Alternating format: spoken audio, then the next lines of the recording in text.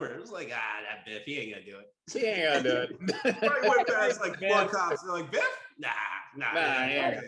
Just trying to commit vehicular manslaughter. I guarantee you there's I guarantee you there's one person watching that whole thing. It's like, nah, it's all good. See that manure truck? Yeah, just wait. We're gonna tie it all together. It's gonna be great. You know, the kid's not gonna fuck his mom, and he's gonna be a white guy who creates black people music. It's gonna be great. Yeah. Everyone's gonna love it because this is the '80s, people. This is how it works. You can argue Murray McFly should be on that list too, but yeah, but it comes down to like, where are we setting up? What are we doing? Because same argument I had for Hans Gruber, and the reason why he was also on my list. On top of what Greg said, like the plan is like, dude, my man, literally, this is your idea. Like, you are a world-renowned thief, and this is your idea. This is your plan. How did you get this far? But my whole point is like, he had no problem shooting other people. He killed the fucking president of the company. When the homeboy is just like, yeah, I'm not gonna give you the codes. Like, that's your negotiation. Like 2 sentences. It's like, yeah, you're dead. He killed fucking. He killed my man, the White Knight. What's his name? One of the best scenes in the whole movie. Where he's like, Hans, Booby, I'm your White Knight. Oh, what was his name? But kills that dude right away. So it's like, you could just kill Bruce Willis. Like, John McClane's right in front. Kill him. Like, I know I sound like Scott from fucking whatchamacallit? Austin Powers. I know I do, but that's the whole reason why that is so funny. Is because every single time these shitty ass stories have shitty writers that put people in situations like, I just watched that guy kill 4 people without even thinking about it. Why is he having a goddamn diatribe right now? Shoot him.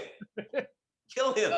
I'm gonna say, what's his name? Maitland from Beverly Hills Cop. Ooh. Oh, Victor Maitland. Yeah, man. Yeah. You got taken down by some random black cop from Detroit. Maitland starts strong. Don't even know. He starts real strong. What? He starts strong. Like that. Part of the reason why that movie holds up is because it's not actually that idiotic. Like, there's a lot of pretty intelligent moves from both sides. And then, towards the end of the movie, they're like, well, we have to have Eddie win. So, it's not even that. But dude walks in with, like, you know, he's just. Does Eddie Murphy ever show ID? Like, he just kind of walks into these places and he's like, yeah, I'm an inspector. Go and get your supervisor. And they just let him have all of this fucking paperwork. And they just don't even think about it. I'm gonna address the elephant in that room. It was the 80s. Oh, gosh. It was the 80s, but he was a black guy speaking with confidence. And that just freaked all the white people out. You know, I thought you were going to go in a different direction. He's talking man. Let's break down the scene. The whole thing is like, he's moving with criminals. So if anything, that movie just reinforced a shitload of stereotypes, because it was basically like, oh yeah, it's a black guy. He can show up where crime's happening. No one's going to question that. And I'm in town to do an interview with Michael Jackson. Michael Jackson's sitting on top of the world. As long as you don't sit at the Bed and Palace Hotel, because ain't no niggas allowed in there. And you're telling that, really? They're going to give you a suite when you do that. The man he met last week, tested positive. Also, you know who should be on the list as an honorable mention is the bank and the bad guys in Goonies. And I don't even mean the Fratellis. I mean, like, literally Troy's dad and the bank. Here's the problem. If you fucking foreclose on it, like, I've watched the movie recently. I think it's like literally 6 months ago or something like that in the timeline of the movie. Fucking take the house. Like, what are we doing here? Just take the goddamn house. You foreclosed on it like a half a year ago. Why are they still there? Like, what the fuck? Yeah, Josh Brolin was in that. Yeah. Josh Brolin was in that as a young man. Young Josh. And also, funny thing with the 80s kids, we were trying to kill people left and right in a high-spirited, hijinks way, because Troy literally fucking drove Josh Brolin's character off a cliff. There was no way of knowing he was going to live from that. That was definitely less than 50 years surviving. Yeah, because he was on the tricycle. That's right. Yeah. Like, that's like 40 to 30% you survived that. Mm. And Troy's like, yeah, fuck him.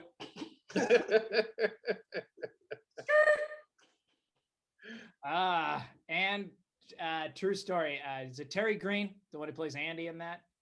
I'll look it up. Look it up. True story. She walked into the editing house that I worked at in LA one day, and I totally didn't like. I totally did that "you look familiar to me" thing. Gary Green. Terry Green. Terry Green. She was directing a movie called Belly Fruit, so I'll give her a shout out for that. I don't know if it really went anywhere, but she moved on. She was in that, and she was in Lucas. She's in 2 movies, both, and that's the 2 movies of note that she's in. I don't know anything beyond that. But then this is in the 90s. She walks in, and I totally did that schmuck.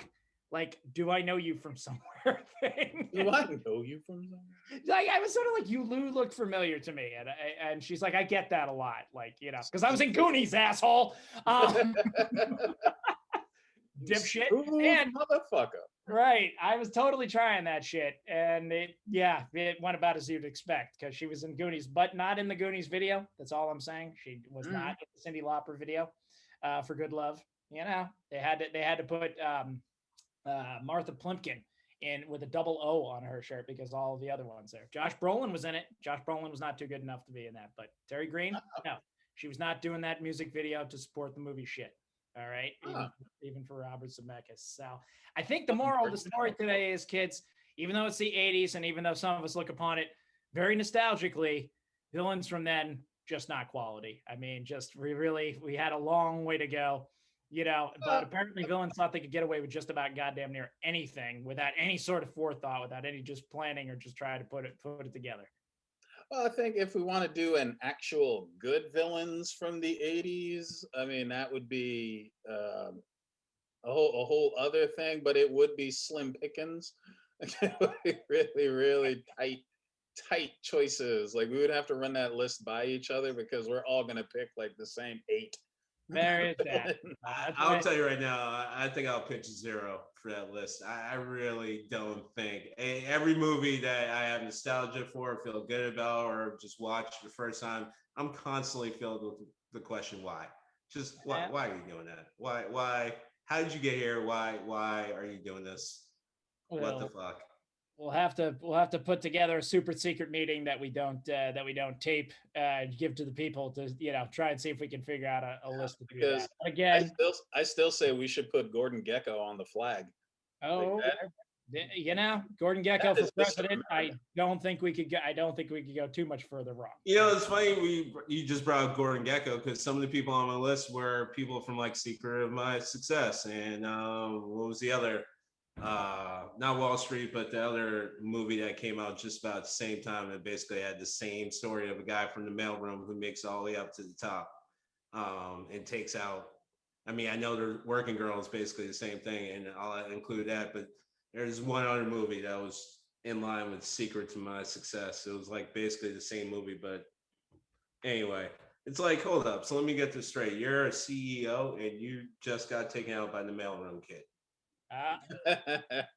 God bless the 80s, man. God bless the 80s, right? No one did it like them. No one could do it, and only there could a spunky kid. I don't know if what's it, Mo Money, there's a little bit of that, but I can't recall if that was 80s or 90s or if it just crossed over into that list, but there was a little bit of that. But while Rashawn's looking that up, I'm going to start to lead us out because I think that was pretty fantastic. I think we really cut right to the heart of the matter and got to some of our best losers who were trying to be winners all the way through in the 80s, without a doubt. So I'm going to hand it just briefly back over to the Star Child. What you got going on this weekend? How we doing? This weekend, we're going to, celebrate America. America, baby. We're going to celebrate America. We're going to do it up because, obviously we didn't get to do anything last year. So this year we're going to celebrate America. We're going to have some seared meat and alcohol. And one of my random traditions is I serve whiskey lemonade. Ooh, very good. I read, don't know if this is 100% true, but at the Confederacy, that's what they drank at the end of the Civil War because they were toasting the end of America. And so we mix up a big old batch of that shit. Hell, because Stonewall Jackson can suck a dick. I may have just found a new favorite drink. I'm okay with that. Billy approved, as in Billy Sherman. Thank you very much. Rashawn, the Three Clubs, what you got going on? How's everything going over there for you this weekend? Everything is everything, man. I keep it boring. Well, there is that. There is that. All right. Any special plans for the for 4th of July? Just making it to the 5th of July. All right. That's always a noble effort. And with these things, I'm being uncharacteristic this year, but after the shitstorm that we had in the last year, I'm taking my family down to the Cape. I actually may manage to, if we can arrange things right, to see the 3 Clubs in person for the first time in quite a few months.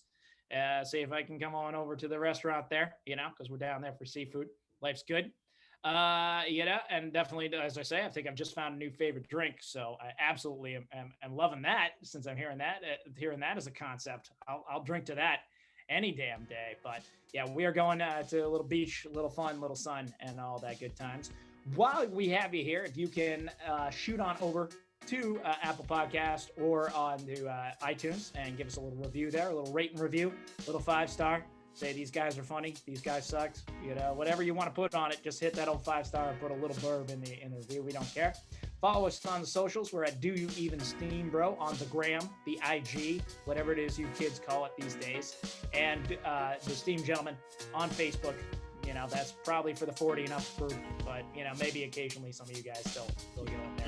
We're gonna have to try and figure out some TikTok videos, but we're not that smart. We got to fit this material inside of an hour is usually what we struggle to do. So we work on it from there. But with all that, we're sending you a lot of love from the Steam tunnels. We hope we brought a little more grist to your mill, a little more argumentation to your debates on your pop culture, how it relates to the here, the now, and in the future. We want you to stay safe this 4th of July weekend. We want you to have a good time. We want you to keep that heat up, and we want you to keep that head of steam on.